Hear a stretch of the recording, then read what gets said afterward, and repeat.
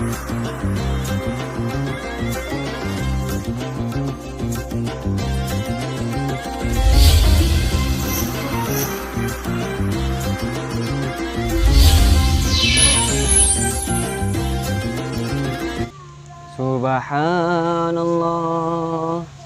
walhamdulillah wala ilaha illallah wallahu akbar.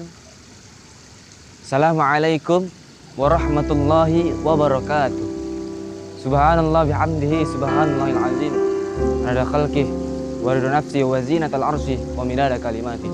Allahumma sholli ala sayyidina Muhammad wa ala ali sayyidina Muhammad. Ayah, bunda, saudara-saudaraku yang kucintai karena Allah Jalla Jalaluhu. Alhamdulillah, kita masih dapat dipertemukan oleh Allah Subhanahu wa taala pada bulan suci Ramadan yang dimuliakan oleh Allah Subhanahu wa taala ini. Sebagaimana di bulan-bulan sebelumnya kita selalu berdoa memohon ampun kepada Allah Subhanahu wa taala dengan berdoa, Allahumma barik lana fi Rajab wa Sya'bana wa ballighna Ramadan, agar kita dipertemukan pada bulan suci Ramadan yang dimuliakan oleh Allah Subhanahu wa taala. Bahkan Allah Subhanahu wa taala berfirman di dalam Al-Qur'an, ya ayyuhalladzina amanu kutiba alaikumusiyam kama kutiba alal ladzina min qablikum la'allakum tattaqun. Lalu yang menjadi pertanyaan yang besar dari ayat tersebut adalah, mengapa orang beriman mau menahan lapar, mau menahan haus? Jawabannya adalah karena kita beriman kepada Allah Subhanahu wa taala. Karena hamba yang beriman itu sami'na wa ata'na, kami dengar, kami taat. Jadi lapar hausnya bukan sekedar lapar haus biasa, melainkan lapar hausnya karena taat kepada Allah Subhanahu wa taala. Sebagai bahan bukti kita sebagai hamba Allah Subhanahu wa taala. Ketika Allah Subhanahu wa taala memerintahkan kita untuk menahan haus, kami mau haus, kami mau lapar. Ketika Allah memerintahkan kepada kita untuk menunaikan ibadah haji, kami berjuang untuk menunaikan ibadah haji. Dan itulah, dan tidak ada cara yang paling tepat untuk kita merasakan nikmatnya beribadah, nikmatnya istiqomah, selain kita merasa senang dalam menahan lapar tersebut. Dan lapar orang-orang yang beriman sama seperti lapar para aulia Allah, yang mana mereka terlebih dahulu telah menyentuhkan kepada kita. Menahan laparnya karena Allah Subhanahu wa taala, kama kutiba alal ladzina min qablikum. Dan lapar yang kita rasakan ini memang melemahkan fisik tapi menguatkan rohani kita. Kadang-kadang kita lebih mementingkan jasmani ini, makan minumnya, vitaminnya, gizinya. Jarang kita memikirkan rohani kita, mengenyangkan rohani kita. Maka saat kita dilapar hauskan oleh Allah Subhanahu wa taala fisik ini, subhanallah, bersamaan itu kita mengenyangkan rohani kita, menguatkan rohani kita. Terjadilah puluatan rohani terhadap jasmani, revitalisasi rohani terhadap jasmani. Rohani menjadi imam, jasmani menjadi makmum. Iman menjadi imam, nafsu menjadi makmum.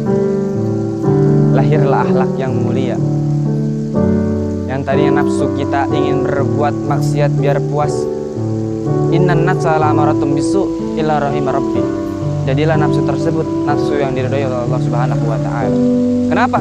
Karena kita menjalankannya dengan lapar haus tersebut menjadi nafsu mutmainnah. Tetap kita bernafsu, tapi nafsunya berubah menjadi nafsu mutmainnah. Bernafsu beribadah. Bernafsu taat kepada Allah Subhanahu wa taala. Bernafsu sungguh-sungguh taubat kepada Allah Subhanahu wa taala. Ta'abbudan, takarruban, tidak lelah-lelahnya, tidak jenuh-jenuhnya kita mendekatkan diri kita kepada Allah Subhanahu wa taala. Siang dan malam, tidak capek itu tarawih setiap hari di bulan suci Ramadan, membaca Al-Qur'an setiap hari, berzikir setiap hari, menjaga wudu setiap hari.